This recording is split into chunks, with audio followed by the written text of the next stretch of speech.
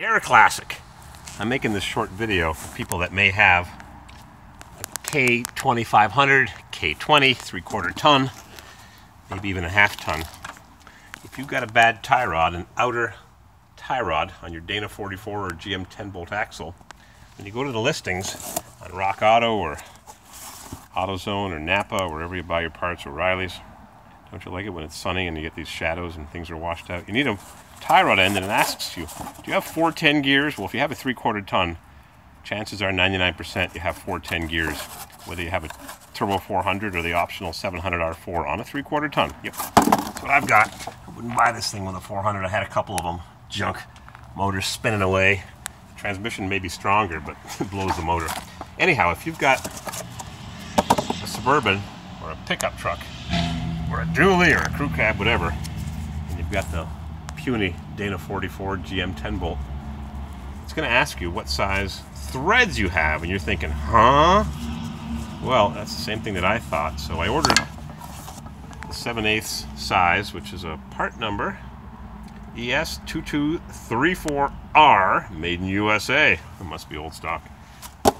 And in the box came a brand new tie rod that I installed. It's right there. And I cheated because I measured it. Where is that greasy mess? And in fact, the threads are 7/8 of an inch. I measured it with a micrometer after I bought it. And I have this center link, drag link, whatever you want to call it, this big friggin' steering bar that I bought years ago and never installed.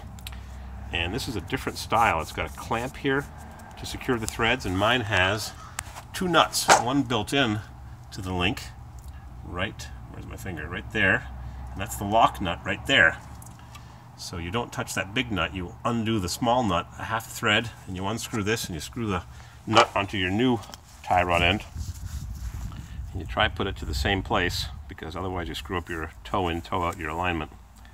And I wish I had the tools to fix that. They've got various sticks you can use now and various things you clamp on or magnetically attach to your rim so you can check your camber and caster. On these things you can't change that unless you take off the hub and put some shims in. It ain't an easy job. Oh, big job. Just think changing transmission, big job. Anyhow, then you got those nuts inside with a special socket, and then you got to put the washer on with a little pin, and it's tricky to get, especially the driver's side. That can unscrew and you lose your wheel, except for the caliper holding it on. But anyways, that's digressing. But if you do need a tie rod end, this is the 1-inch size that came in this one. It uses the clamping clamp, and this truck used the lock nut style, and it's a 7/8 thread. Not a big difference, a 1/8, but there's a difference. Kind of like having a 1 7/8 trailer hitch or a 2-inch trailer hitch ball. There's a difference. I know the threads are darker on this because they're used, but there's 1/8 of an inch. This one's bigger and it wouldn't have fit, so luckily I didn't need this one, because I would have ordered a new one for 25 bucks for nothing from Rock Auto.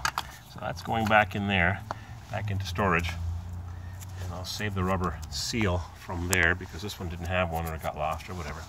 So that's the explanation. If you've got a 3/4 ton, or maybe even a half ton, because they're pretty much the same except for the hub using 8 bolts or 8 lugs, and grease it up. I've got MOOG problem solver ball joints that have grease fittings built into the ball joints. GM has it, but you've got to take out the cap and grease it. Where is that? It's difficult to grease the GM ball joints. They got a cap on the ball joint, or is it a cap on the universal joint that you can only install and some crap. Anyways, I put MOOG problem solver ball joints that have a grease fitting on the bottom, which is easy, but the top one has the grease fitting. I think we go around to the other side. It's got a grease fitting in the back. Yep, somewhere. There's a grease fitting somewhere, so you can grease the ball joint. I've got this thing fluid filmed to death because I don't want it to rust. Man, the rust here is terrible from the salt they put on the roads.